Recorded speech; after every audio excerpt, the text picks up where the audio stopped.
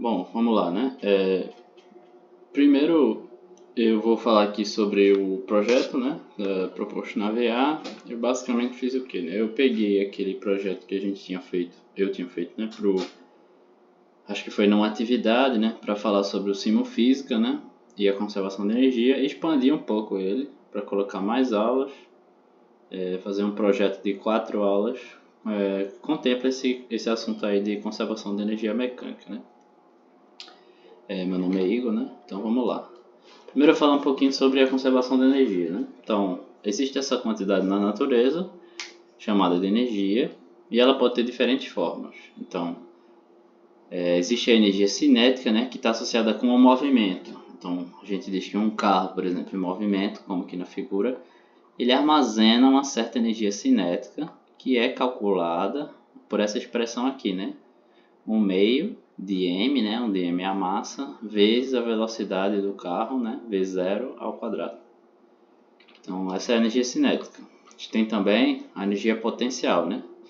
O que é a energia potencial? A energia potencial nada mais é do que uma maneira de você armazenar a energia cinética. Então, a energia potencial te diz, naquela configuração, quanto dessa energia pode ser transferida para o movimento, né? Então, por exemplo, se você estiver nessa posição aqui, você tem uma certa energia potencial gravitacional, que está associada justamente com a gravidade, e com o fato de que se você empurrar a bolinha daqui, ela desce, né? Então ela é acelerada para baixo e converte essa energia que ela tinha em energia cinética, aqui embaixo. A energia potencial gravitacional é calculada dessa maneira, né? Como sendo mgh, onde m é a massa, g é a aceleração da gravidade e h é a altura, né? Que ele está aqui com relação a uma certa referência que vai ser o seu nível de energia zero. Além da energia potencial gravitacional, a gente também tem a energia potencial elástica. A energia potencial elástica é aquela que é armazenada em molas, né? Então, a mola ela tem uma certa compressão, né, quando você empurra ela, e essa compressão ela armazena uma certa quantidade de energia chamada energia potencial elástica, que pode ser liberada de volta, por exemplo, empurrar a bolinha para ela voltar nessa direção aqui, né, para o lado esquerdo. Então, isso aí que seria a energia potencial elástica, né? Como calcular ela, eu vou mostrar no próximo slide. Bom, aí basicamente a gente tem essa quantidade, né, que é chamada energia mecânica, que é a soma de todas essas energias que eu mostrei antes, e que ela é conservada, né? O que quer dizer conservada? Quer dizer que em todos os pontos, né, da sua trajetória, né, do carro, por exemplo, a energia mecânica é sempre a mesma, ela sempre se conserva, desde que o seu sistema seja fechado, né, e você não tenha nenhum sistema roubando aquela energia ali, né? Não tenha atrito, não tenha resistência do ar, esse tipo de coisa, né? Se for só o movimento do carro ideal, a energia mecânica é a mesma em todos os pontos. A energia mecânica, como eu falei, é a soma da cinética com a potencial, e a cinética é calculada desse jeito, a potencial também já falei, e a elástica, né? Se você tiver uma mola ali, né, no seu movimento, ela é calculada desse jeito, né?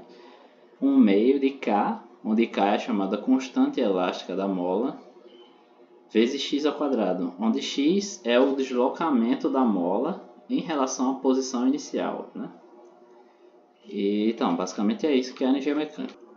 Aí, nosso projeto vai falar sobre conservação de energia mecânica e isso está dentro do conteúdo da BNCC, que é a competência específica 1, né, que fala sobre relações entre matéria e energia.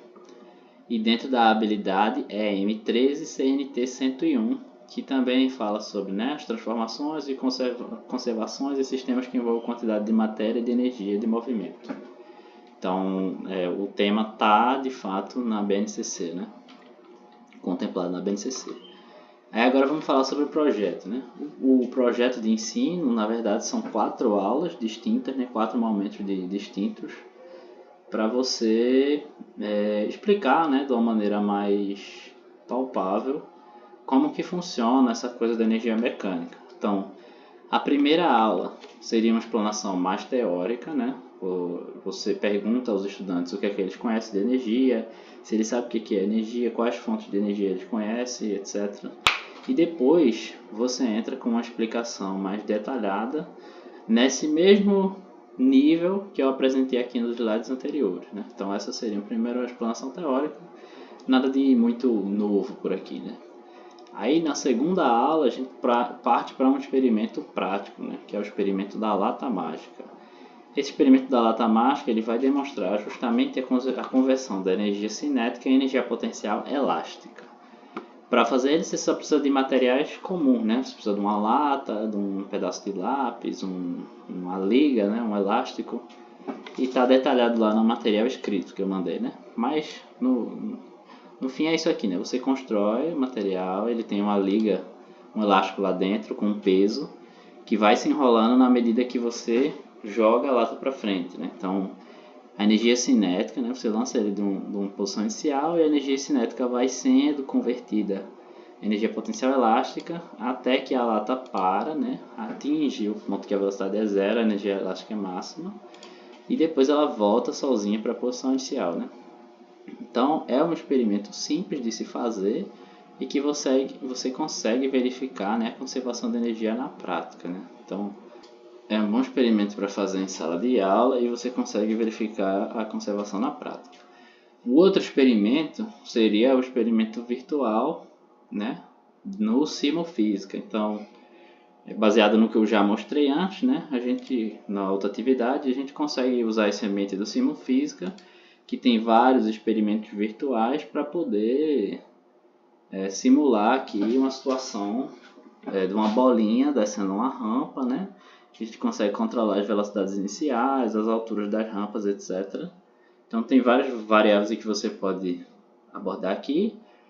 Então você coloca uma situação problema para os estudantes calcularem uma certa configuração e tentar prever o que vai acontecer no experimento antes do experimento ser feito, né? Que é uma abordagem diferente do que é feito no experimento da lata mágica, né? Que lá é mais empírico, né? Aqui você já entra com as contas, tenta obter resultados mais analíticos, né? Sem se preocupar tanto com erros experimentais, né? Porque é um laboratório virtual, as coisas são mais controladas. Então é isso, né? Você observa aí o movimento da bolinha e, enfim, explora essas variáveis. E aí na quarta aula a gente entra com a lista de questões, né? 4 questões dissertativas que eu coloquei lá no material.